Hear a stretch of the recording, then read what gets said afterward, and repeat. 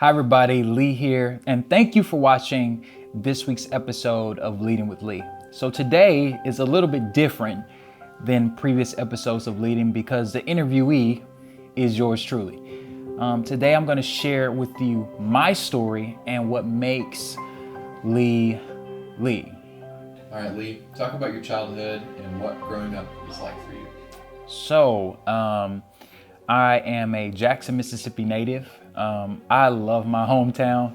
I probably drive my friends crazy talking about my hometown. And I currently live in Tulsa, Oklahoma. But growing up in Jackson is such an interesting thing because growing up for me, so I grew up on the west and south sides of my hometown.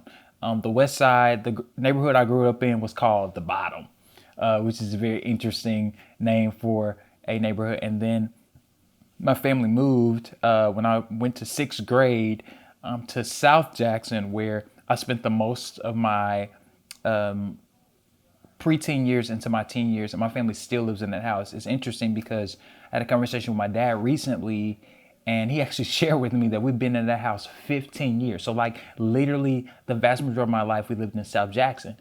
And childhood was really interesting for me because I grew up in a ministry family. My mom and dad were both in ministry. All of my great uncles are pastors and leaders in ministry and in church. And I grew up in church. Like, my parents were music ministers at the church I grew up in. And so we were at church maybe 4 or 5 days a week. Like, when I was a kid, we would be on the pews in the back of the church doing, playing games and all kinds of stuff, going outside and doing all these different things, but we were at church. And I think in an interesting way, my parents being involved in ministry and doing what they do shaped me in an interesting way.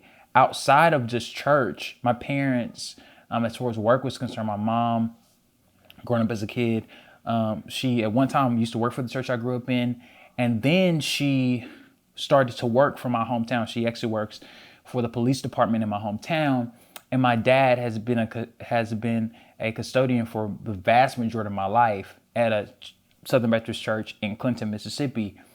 And growing up, one thing I really learned was hard work and determination from my parents. Like, they were two people that had their faith in God.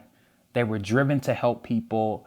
They had a desire to make the lives of my brother and I go well and be productive and be successful. And they wanted us to experience a blessed life. Like, my mom actually grew up in Winona, Mississippi, which is in the Mississippi Delta, and my dad was born and raised in Jackson. And interestingly enough, they met when they were kids.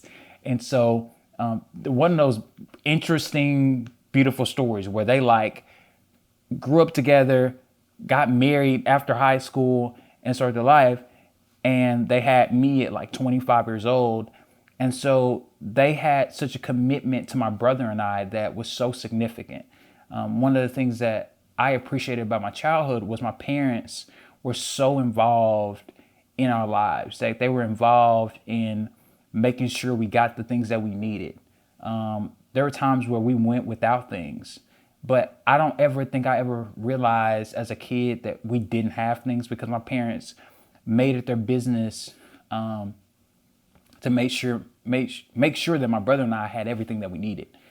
One of the things that I think is really awesome about my parents, and especially growing up, was the exposure that I got as a kid. So we used to travel a lot around the Southeast. We went to Texas and Florida and Georgia, and we would go all these places. And I think that impacted me in such a big way because it expanded my view and expression in the world. And I think one of the greatest things parents can give to their kids is the opportunity to be exposed to things and see parts of the community and society that they would have probably never seen had not their parents taken them to those places. And I remember my mom and I had a conversation in some recent years, and she actually said to me, she was like, "Baby, one of the things that I wanted you all to experience was things that I didn't get to experience as a kid." And traveling was one of the things that I experienced as a kid. And I think it was a great thing for me, and it impacted me in such a strong way. And I think one thing I learned was exposure is a key. Like I said, hard work and determination is a key. One thing I learned was commitment to what you say is a big thing. And I think one of the things I really learned from my dad was you have to be a person of your word. My dad was the same guy at home, at church, wherever we went. He was the same person. My mom, the same way. They were so faithful to what they did. And it really, really made such a huge impact on me personally. And it's guided me in a lot of ways, even as I'm an adult now, in trying to figure out who I am and what I want to accomplish and what I want to do in the world, and how that has shaped so many decisions that I've made, thinking about, hey, am I being the same person in every situation? Am I being integral in every situation? Am I being kind in every situation? Am I being someone that is trustworthy in every situation? Am I being somebody that people can say is authentic? And so I think, just considering everything that's happened in my childhood, everything wasn't peachy. Everything wasn't great. But one thing I know, it taught me how to be resilient. It taught me hard work. It taught me determination. Me being the oldest of biologically two, but I have two siblings because of my adopted sister who I love dearly, who's going to be a senior in high school this coming school year, which is insane to me. But that has shaped a lot of who I am. And my childhood is something that really, really is foundational to how I've grown up and the person that I am today. How did your childhood shape and affect you now? When I think about my childhood, in some ways, I think that I was taught how to perform really well. I learned very early how to do what is necessary to get something done. I think it's affected me in such a deep and profound way, especially now, because everything I do is about being the best, about being excellent, about being productive, about being successful, about trying to present something that is worth people saying, that's a great thing, that's a beautiful job, that's inspiring.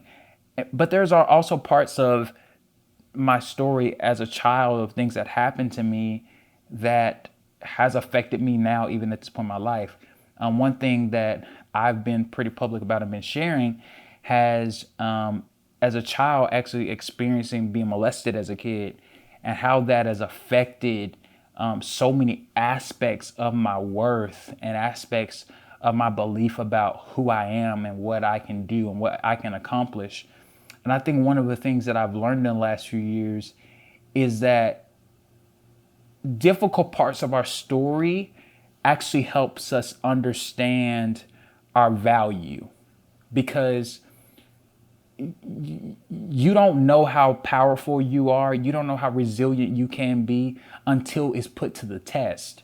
And I think for me, a thing that I had literally blocked out of my mind, I remember the moment I realized it was I was going to therapy, and I was having a conversation with my therapist about it, and she pointed it out to me. She literally said, Lee, you keep saying this. You've said this several times in sessions where we've had conversations about this, and you literally said it. And I was like, said what? And she was like, that you said that you were molested as a kid.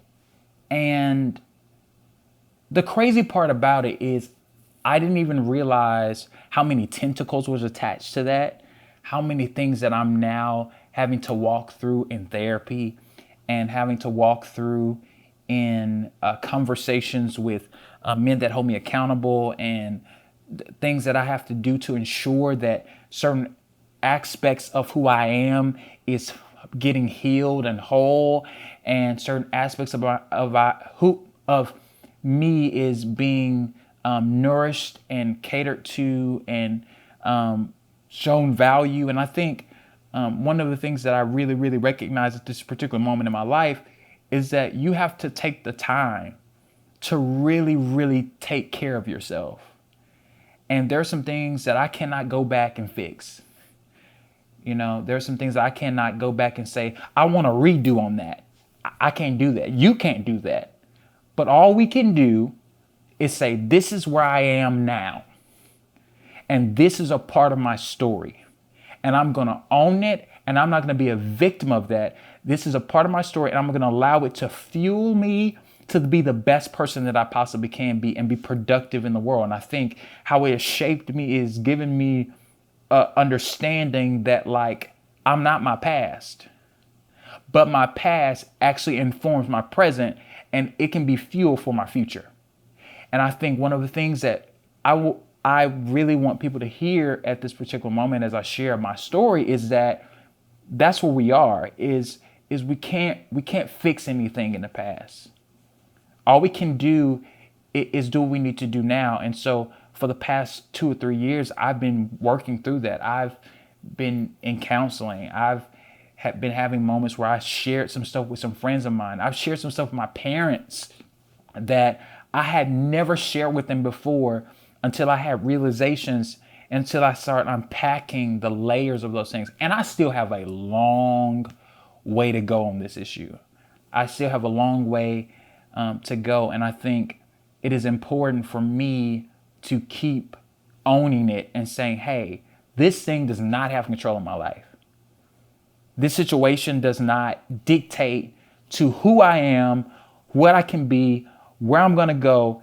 It's something that happened, but it's not going to determine how far I can go. And I think that's important for not only just me, but even for you as I'm sharing about this, for us to understand. It does not have to dictate to how far we can go. And I think we can build on those things and talk about those things and continuously move forward. What can you do as a leader to encourage and to empower them in telling their story? I think it takes a lot of courage to be honest with yourself. The first person you have to be honest with is you. You have to lean into the pain. My natural tendency, and some people may agree with me or not on this one, but my natural tendency is to go inward because I'm very analytical. I'm very reserved in a lot of ways. I'm very thoughtful in a lot of ways. And so I tend to go inward in these type of situations. And I think for someone who might be watching or listening at this particular moment, you might be asking yourself, how do I address it? Honestly, have a real conversation with yourself. One of the most practical things that I think I ever did was I actually start to sit down and write out things that I was thinking about or things that I felt about the moment I realized that this thing happened to me. Maybe your thing is not that, but it might be a disagreement with a family member, or your dad wasn't there, or you didn't get this position at your job, or you didn't get this opportunity, or your mom said things to you that has stuck with you since you were a child, or people around you did stuff. You have to make a decision to not pull back from it, but to engage it. Because the moment you engage it is the moment that it actually loses power. I think one of the things that I've learned, the reason why I can talk about being molested is because I kept engaging it. It is because I have had to actively, every day, say to myself, Lee, you are not what happened to you. Lee, you are not what you've experienced. Lee, you are not the pain and suffering and all the things that you've internalized. And let's be real, one of the interesting things about that is when you start engaging or realizing something has happened to you, there's a lot of trauma and a lot of unraveling that happens as a result of that. Because then you start asking questions like, is it my fault? Like, for a while, I actually started to think that happening to me was my fault. And I've had to walk through that experience and realize that I can't control other people. Something happened to that person who did that to me. Like they have a story. They have things that they have experienced and then been through. So their actions might have not been necessarily vindictive completely. And I know that might sound crazy to some people. And I know, my faith teaches me forgiveness, and forgiving ain't easy. Let's be real. Forgiveness is not easy. When I think about it, I have to forgive that person every single time, because one of the things that I cannot live my life doing is trying to prove to him or her or anybody that I'm worthy. I don't have time for that. You don't have time for that. And I think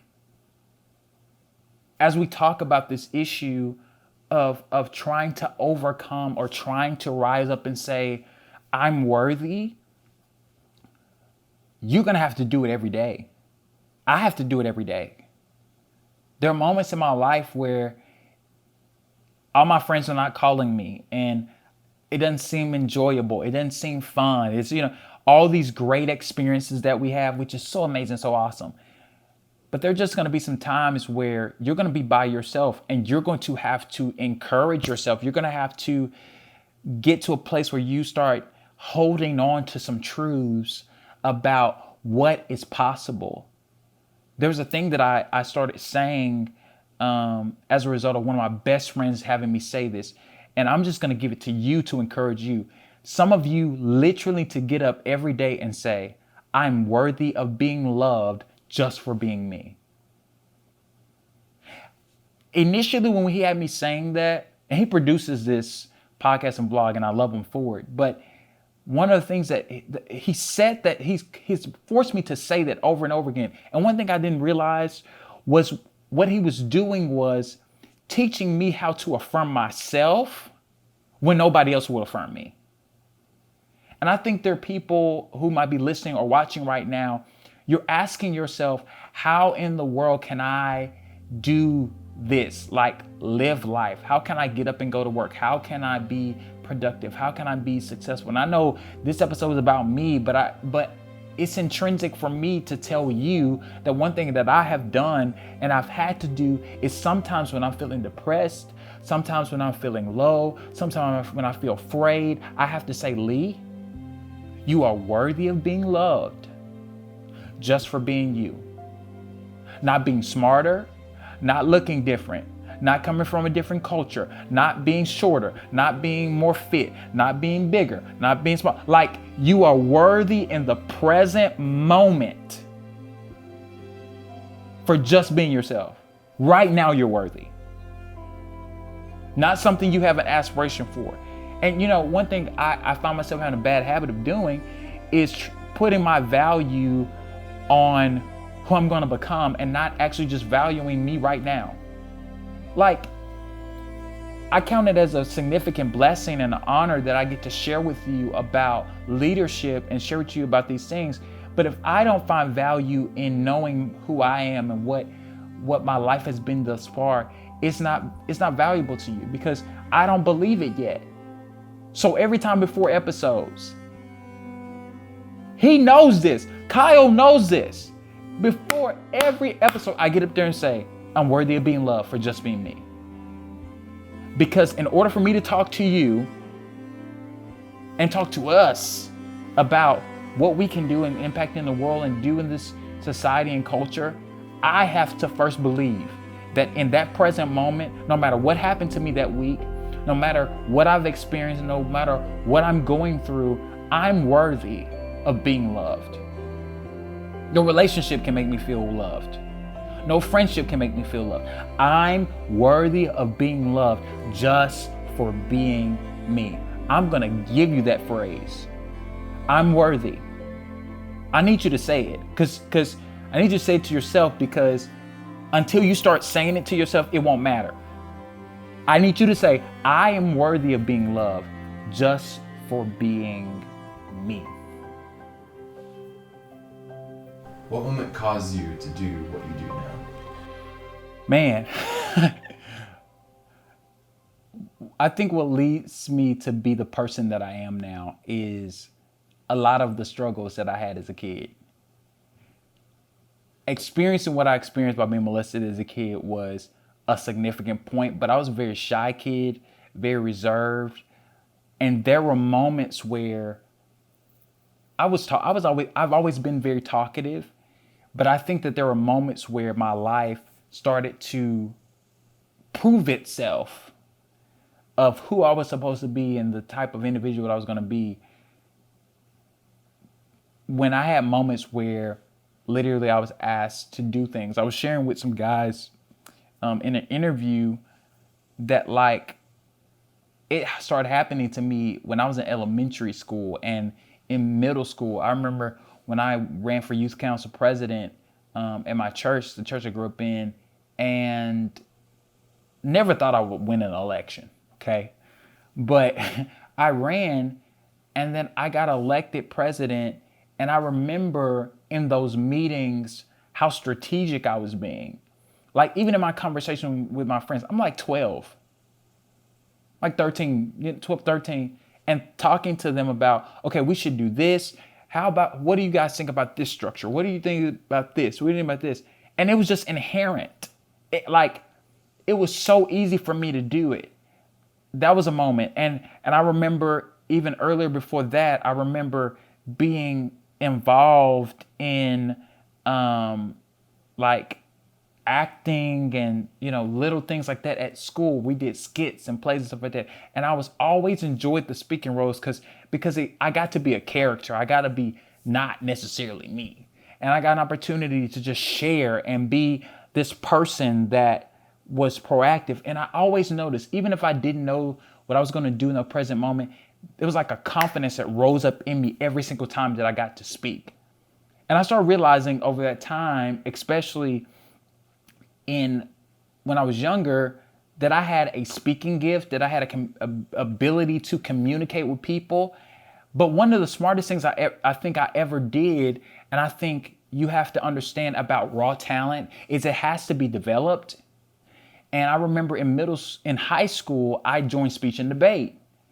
And that year or two of me being in speech and debate taught me so much about speaking, taught me so much about the ability to know what you're going to say, to be able to execute, to know how to capture an audience and cause them to be drawn in by the discussions that you want to bring up and share with people. And I think one of the things that I realized even about moments in my life where I felt that it was a push for me to do what I'm doing is that right now you're listening to somebody who is shy by nature, reserved, sometimes stutters a little bit when he's talking, runs over his words. Somebody that's a little bit clumsy, a little bit, and has some things about them that they sometimes criticize and can be in their head about. And you're listening to somebody who got to a place where he started realizing, wait, there's something in me that I'm capable of doing. And everybody's gift is not the same, but I think we all have those moments where we realize, wait, this thing is in me to do it. I just do it. Communication is easy for me because that's my gift and that's my talent. And that's how I express myself in the world. And I think every person needs to have that moment where they realize, oh, I can do this. You might have the best ability to cook cakes or bake cakes. Well, we don't cook cakes. Bake cakes. You might have a phenomenal ability to write. You might have a phenomenal ability to administrate. You may have a phenomenal ability to organize. Those are gifts and talents that you can invest in and grow and expand. And I think it's important for you and I to invest in ourselves in that way. And I think those moments happened in my life and it caused me to be so confident now. Like when people ask me to speak now, I don't draw back and say, I don't know if I can do this. I'm confident in my ability to speak because I had moments as a teenager and a kid that showed me that this is what I'm supposed to be doing. This is how I change the world. And this is how I make impact. What has this past year been like for you? Man, that's such a great question. This year has been interesting for me. When I started doing what I do, it was at a really interesting moment. So I was trying to finish my undergrad degree, as I've shared before. And,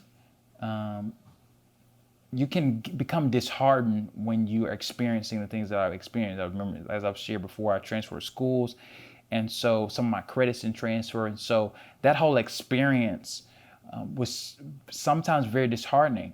I tried for 2 or 3 years trying to get the classes taken care of, pushing, and things were happening not in my favor. And I think over this last year, one of the things I've learned is perseverance.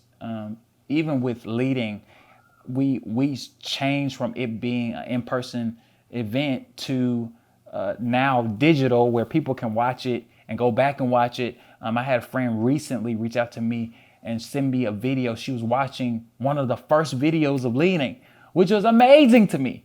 That was from last year when we first did leading, and I thought it was amazing that she was watching it and sharing it with me and sharing it with people.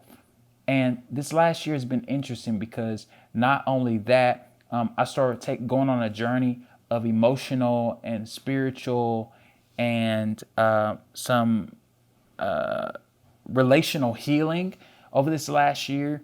I got an amazing girlfriend. Shout out to you, baby. Bree, love you, babe. Leading with Lee Win Digital, I've gained a lot of favor at my job with the credit union that I work for by doing some great work with them and being able to be in conversations about things that is going on in society and culture. This last year has been interesting because I think my main focus of this last year was like, Lee, just get healed and take care of yourself and be about what's going on with you. But I think there have been a lot of moments where I've recognized how blessed I am. This year has been very peculiar in a lot of ways too, because of everything that's happened with the pandemic, and it has strengthened some relationships in my lives. It's changed the dynamics of some relationships in my life. It has taught me about resilience, about loyalty, about friendship, about weathering storms, about being determined, being disciplined.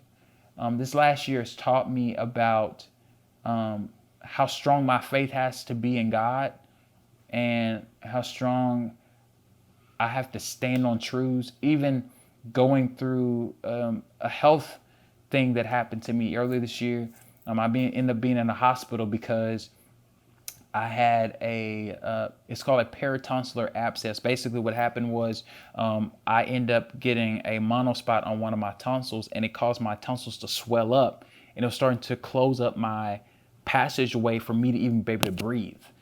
It's the sickest I've ever been in my life. I've never been to the hospital ever in my life, but that experience taught me so much about resilience and taught me about faith and taught me about peace, what peace really looks like, how you can have wisdom, how you can understand that like you can make it through anything you have ever been through. You can make it through any experience in your life. You can make it.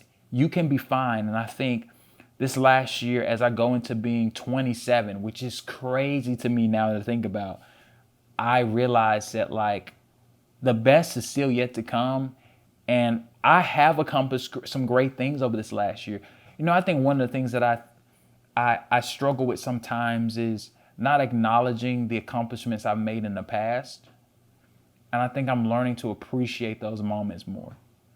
Is that of this last year, us switching from just doing in live seminars to us now doing this stuff online, like Leader Tips Live, like Leading with Lee, and even some of the things that is coming up in the next year that we have been having conversations about and thinking about doing.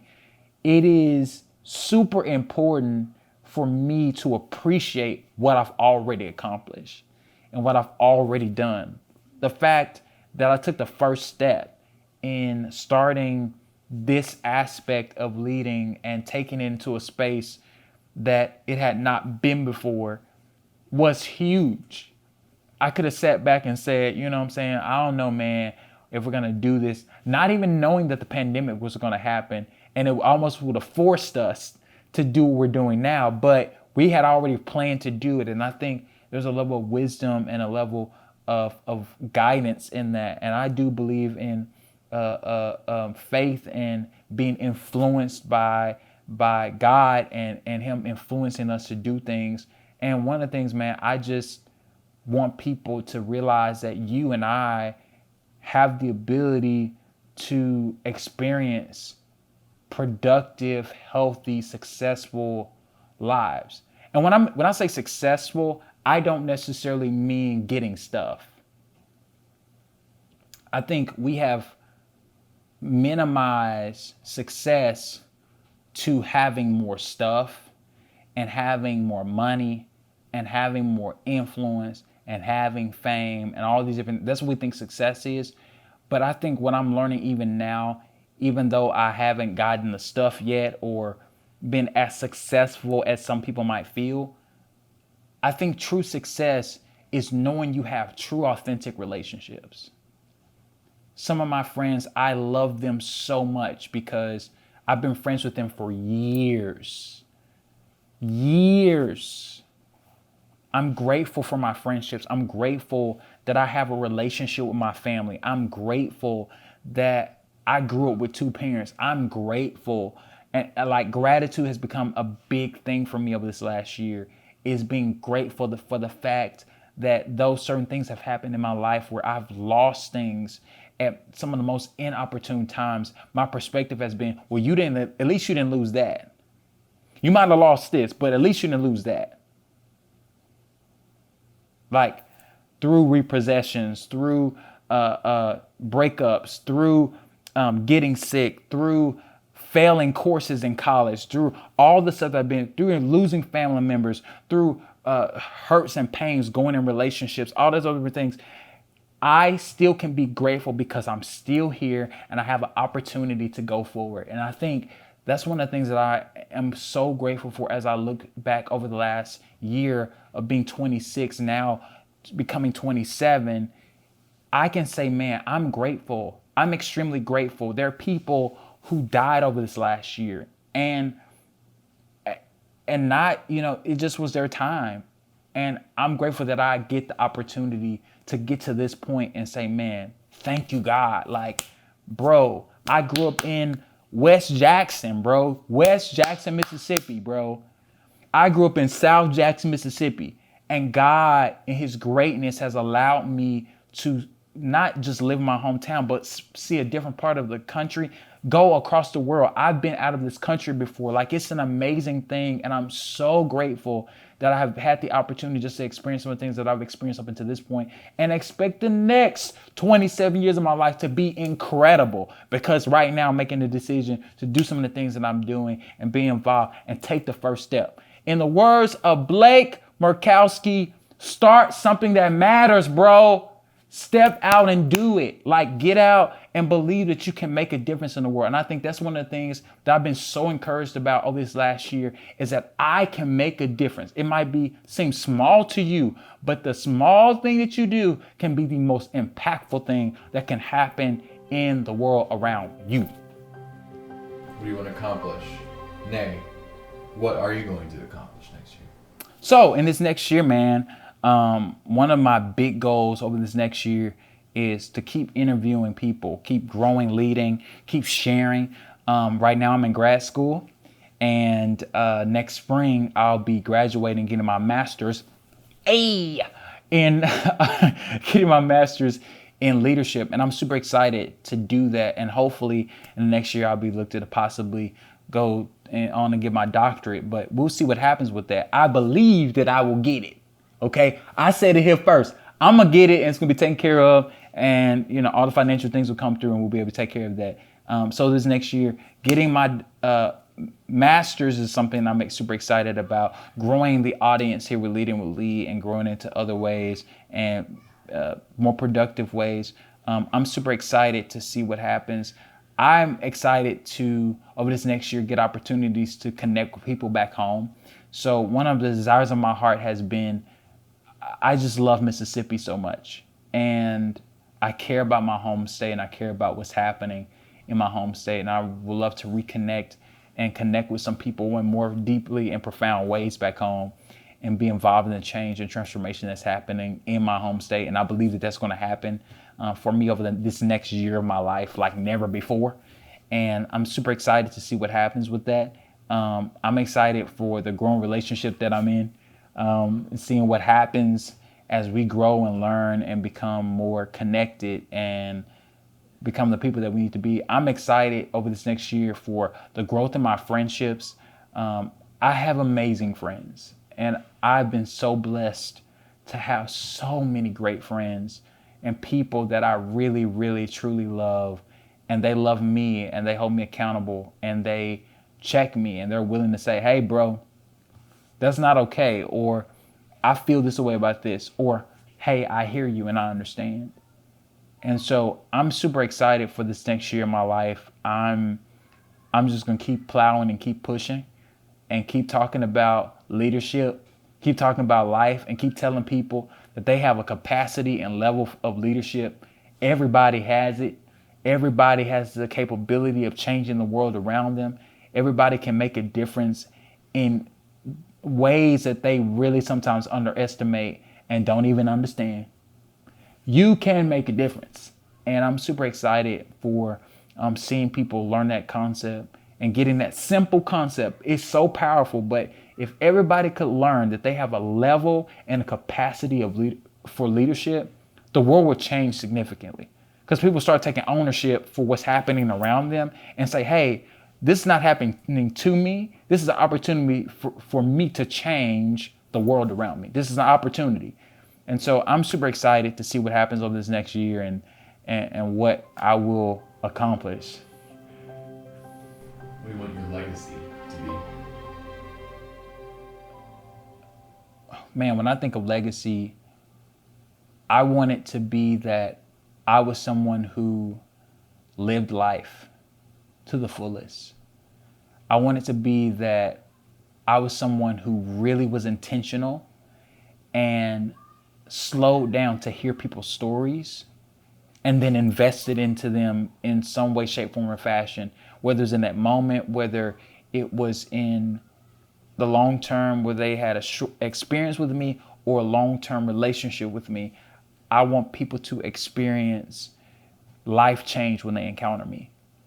And I want my legacy to be that people say, man, Lee Scott was somebody that cared about people.